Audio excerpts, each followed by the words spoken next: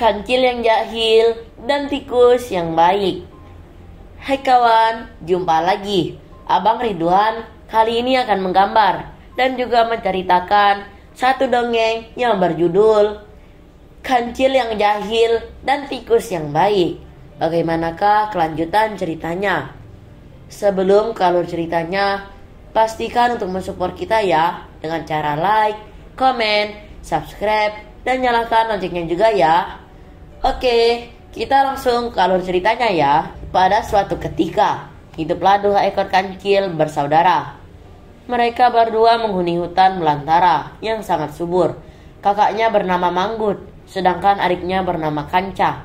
Meskipun mereka bersaudara, mereka berdua ternyata memiliki sifat yang sangat berbeda. Kanca rajin dan baik hati, sedangkan Manggut pemalas, jahil dan suka berbohong. Suatu hari, Manggut sedang kelaparan. Ia pun berusaha mencari dan menemukan rerumputan hijau di seberang sungai kecil yang dangkal. Namun sayang sekali, ia enggan menyeberang karena Manggut sangatlah malas.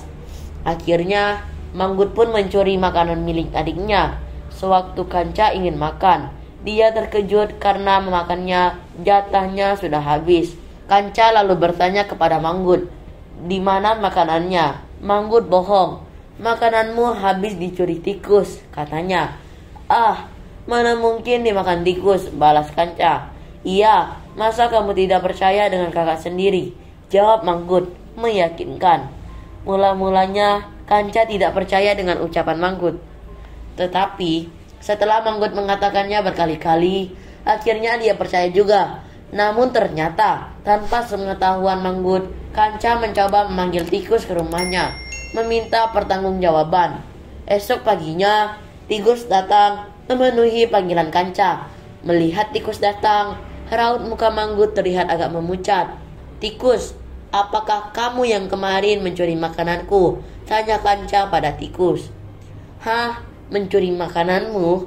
Berpikir saja, aku belum pernah," jawab tikus. Tiba-tiba saja Manggut menyela pembicaraan mereka dan berusaha memojokkan tikus. "Ah, tikus, kamu ini membela diri saja. Sudah, Kanca, dia pasti berbohong." Berbeda dengan sang kakak, Kanca terlihat mempercayai ucapan tikus. "Ya, sudahlah. Kalau memang kamu tidak mengambilnya, mumpung kamu berada di sini, aku mau minta tolong. Ambilkan makanan di seberang sungai sana. Tadi aku juga mengambil makanan dari sana kok," kata kancil pada tikus. Tikus pun setuju memenuhi permintaan Kanca. Kemudian ia segera pergi ke tepi sungai, membuat sampan untuk menuju seberang sungai. Sebenarnya tikus tahu kalau Manggutlah yang telah mencuri makanan itu. Sementara itu, tidak ingin kalah dari tikus, Manggut cepat-cepat menyeberangi sungai.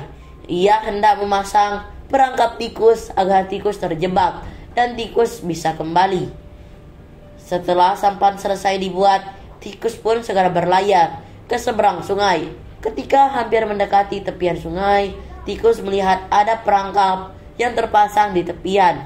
Ia yakin kalau perangkap itu dipasang oleh Manggut, saudara Kanca. Melihat kejahilan Manggut, tiba-tiba saja tikus mendapat ide gemilang. Tikus melompat dan berpura-pura jatuh tenggelam di dalam sungai.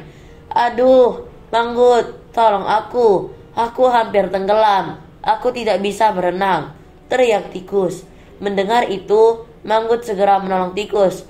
Tikus pun berpura-pura terlihat lemas, lalu meminta Manggut mengantarkannya ke seberang sungai.